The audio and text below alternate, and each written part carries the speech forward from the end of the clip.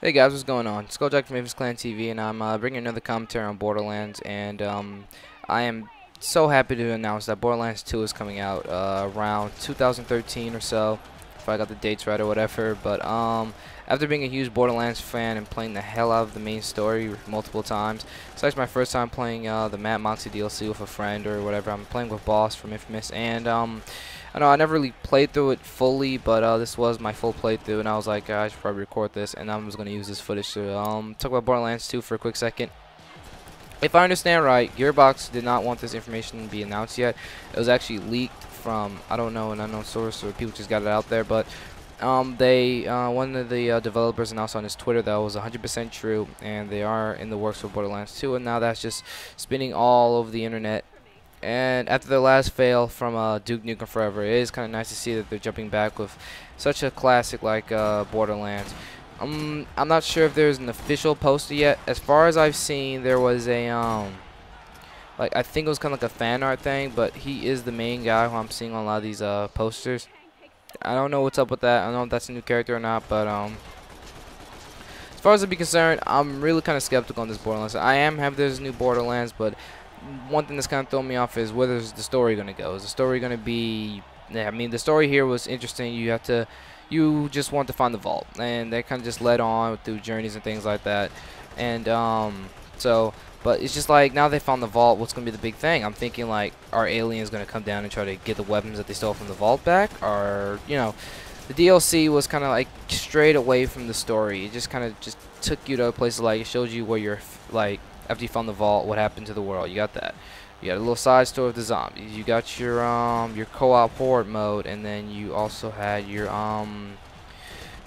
little revenge with the claptraps. And how many people hated claptraps? I used to hate the annoying little bastards. And so, well, you know, they made a game where you could finally blow their fucking heads off. So that was awesome. So just in the fact in that matter is this is going to be another big DLC, which I'm really hoping not. Gearbox, after Duke Nukem 3D, I've been really skeptical on the games that they were going to be making. I was almost about to be done with them. I thought they finally lost talent, but then I was thinking, it was Duke Nukem. I was against development for 12 years, and I mean, you could do a lot in 12 years, but it's just after you kind of just sit there and kind of think about it for a second, they just must have I don't know, just ran inspiration. They weren't thinking straight. It's just whatever. But now is a perfect time for them to kind of like bounce back and redeem their title. I mean, I liked a lot of Gearbox games that were released. If I can remember any, I just love hearing Gearbox in a game for some reason. But Borderlands was definitely a priceless gem. I actually bought this off the PlayStation Network around when it came. Yeah, about a few days after it came out for about $30, and then I bought the DLC, which I think was another 30. Was it like 40? I think it was probably like $40. So I got the bundle for the DLC, and right off the back, I just started playing the hell out of it, 24/7. Me and my friends would just wake up and be on Borderlands, and that would actually be about it.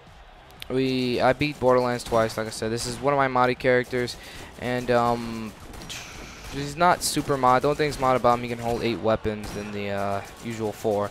The only reason I have that is just for, I'll just take a have now. I already beat the game, so I was like, throwing a little something extra.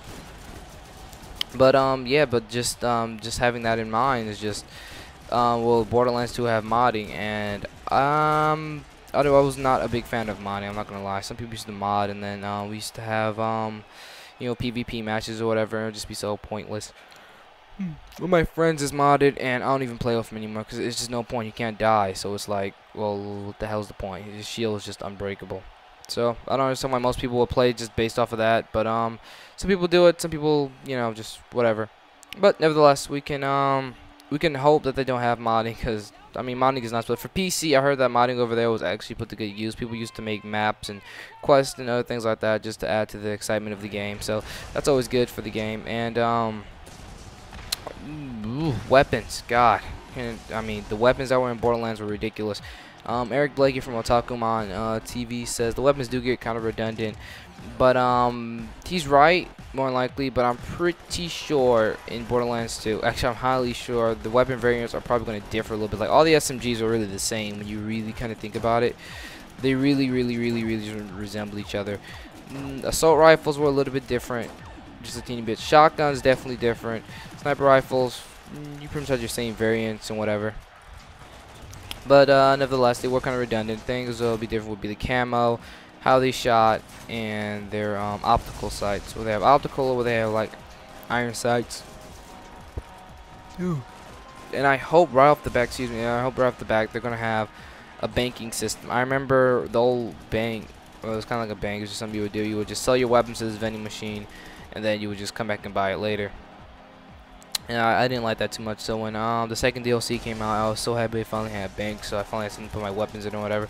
Which is the DLC I'm playing now, which is incredible. Oh, so I mean, nevertheless, the game looks like it's going to be very, very promising, and it's Gearbox doing another Borderlands, so I can really bitch and complain. Until then, I'm going to be playing a lot of Borderlands and a lot of Section 8. I still have more Section 8 commentaries. If you haven't seen my first Section 8 commentary, just hit the annotation over there, and you can check out my first Section 8 commentary. Actually, I have more coming. I'm going to be doing a campaign walkthrough and some Swarm gameplay, and probably going to be hosting some open servers for Borderlands soon.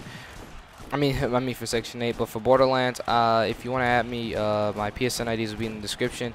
You can add me on any one of those accounts. I'm usually active on all of them, and definitely will be playing a lot of Borderlands. And if you probably haven't picked this up, it's probably now's a good time for PlayStation. I'm not sure about Xbox or PC, but I remember PlayStation has it for about 15 bucks with all DLC. So now is the best time to grab it more than any other time. So this has been Skulljock from Infamous Clan TV, and I will catch you all on Borderlands.